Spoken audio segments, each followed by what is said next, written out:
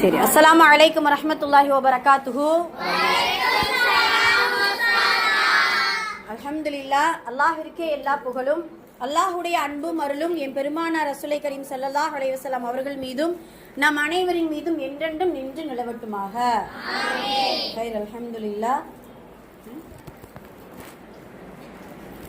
சரி, அல்லாஹ்வுடைய கிருபையினால நம்ம ஒவ்வொரு வார வெள்ளிக்கிழமையும் பல பயனுள்ள விஷயங்களை பேசிக்கிட்டும் கேட்டுட்டு வர்றோம். அல்ஹம்துலில்லாஹ்.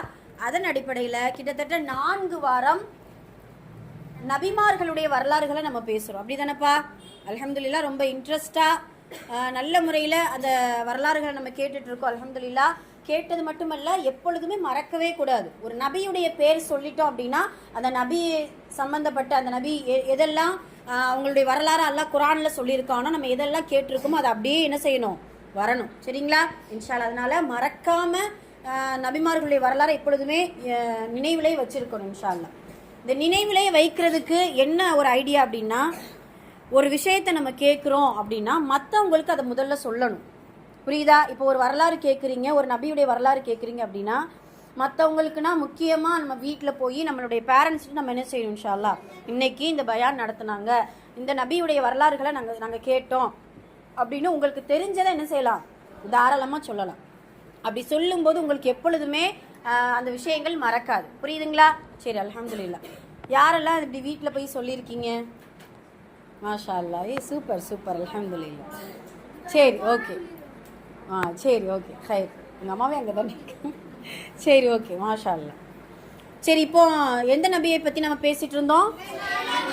சுலைமான் அலைஹிஸ்ஸலாம் அவர்களை குறித்து நம்ம பேசிட்டு இருந்தோம். அல்ஹம்துலில்லாஹ். சுலைமான் நபிக்கு அல்லாஹு தாலா எதையெல்லாம் வசப்படுத்தி கொடுத்தான்? சரி, காற்று, ஜின்னு, அப்புறம் பறவைகளுடைய மொழி, இது எல்லாத்தையும் சுலைமான் அலைஹிஸ்ஸலாம் அவர்களுக்கு வசப்படுத்தி கொடுத்தான். என்ன ஒரு மேட்டையா? சரி சரி. அதான்டா. சரி, ஓகே, அமைதியாரு. அல்ஹம்துலில்லாஹ். ஓகே, போதும். சரி, கடைசியாக அந்த பல்கீஸ் அரசி சுலைமான் அலைஹிஸ்ஸலாம் அவர்களுடைய அரண்மனைக்குள்ளே வந்து என்ன செய்கிறாங்க, சுலைமான் அலைஹிஸ்ஸலாம் அவர்களிடத்தில் பேசுகிறாங்க. அவங்க தஅவா பணி, அழைப்பு பணி செய்கிறாங்க. அல்லாஹுடைய நாட்டம் பல்கீஸ் என்கின்ற ஒரு அரசி, ஒரு பெண் அரசி இஸ்லாத்தில் இணைஞ்சிடுறாங்க. அல்ஹம்துலில்லாஹ்.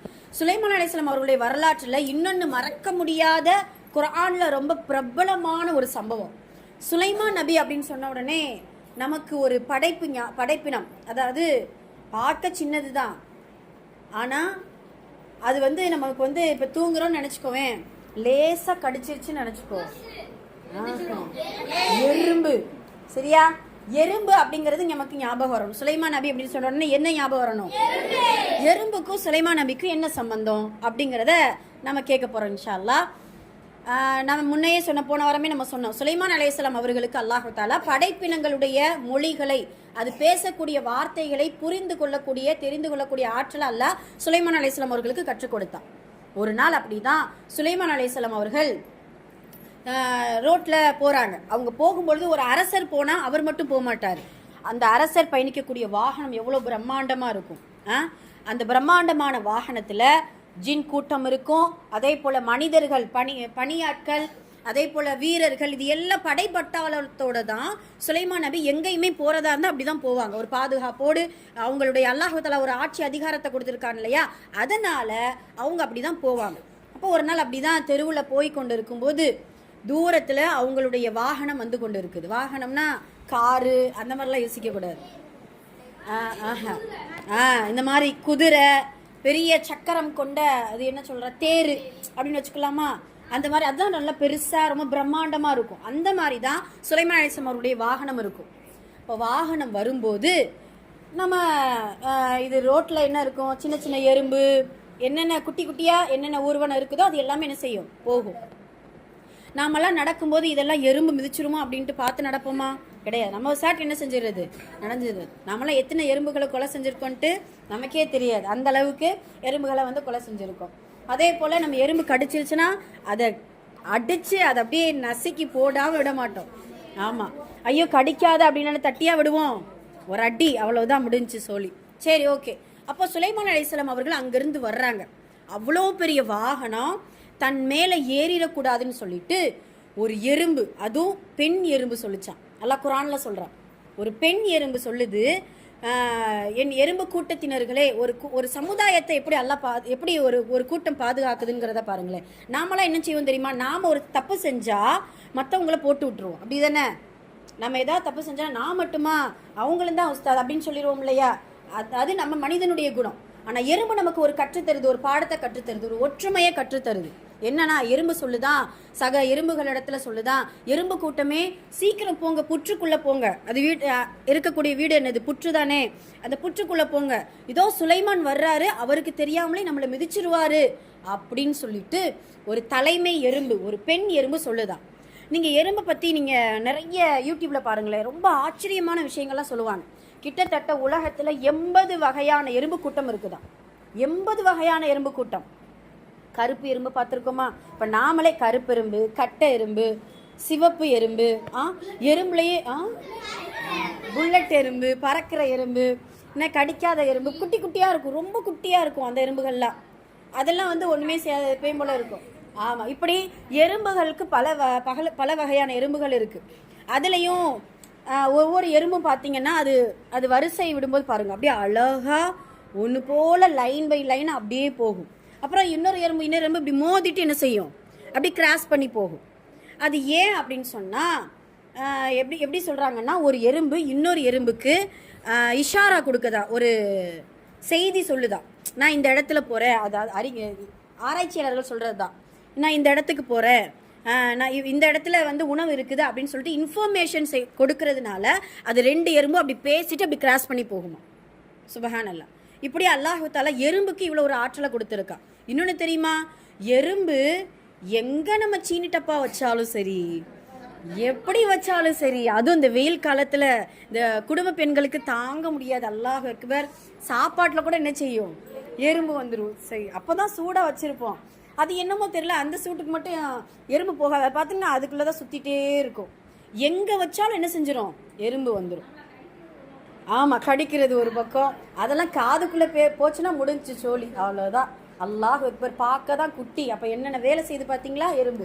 சுபஹானல்லாஹ். அப்போ சுலைமான் அலைஹிஸ்ஸலாம் அவர்கள் வந்து இதை கேட்டு, அந்த எறும்பு பேசுகிறத கேட்டு என்ன செய்கிறாங்க தெரியுமா?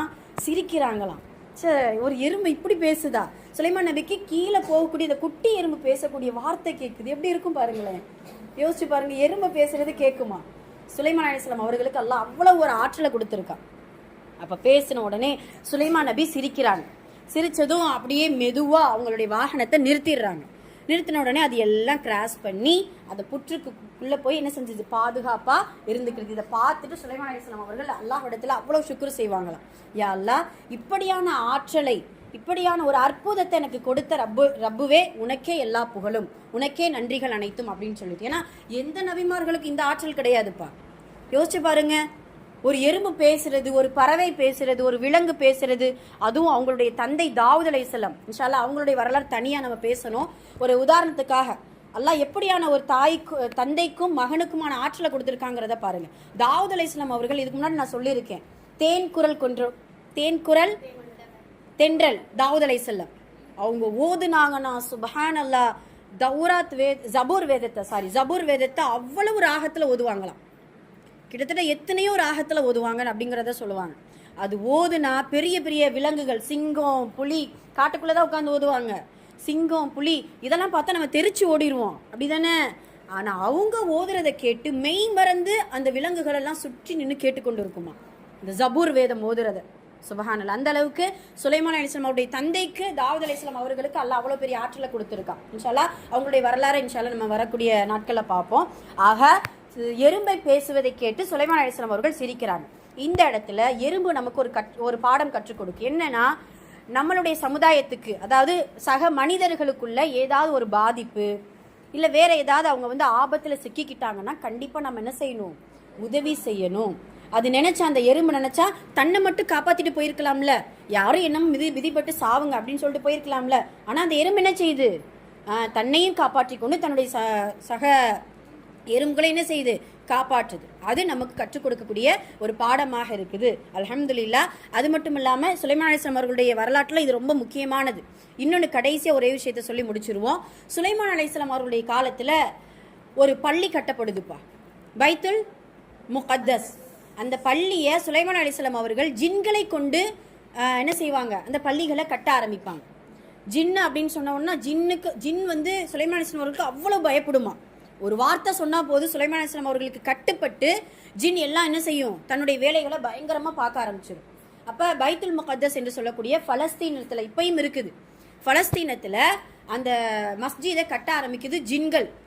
கட்ட ஆரம்பிச்சா சுலைமான் அலைஹிஸ்ஸலாம் அவர்கள் அவங்களுடைய இருக்கையில், அதாவது எல்லாம் என்ன நல்லபடியாக வேலை செய்கிறாங்களா அப்படின்னு சொல்லி பார்க்கறதுக்காக அவங்களுடைய ஒரு இருக்கை இருக்குது.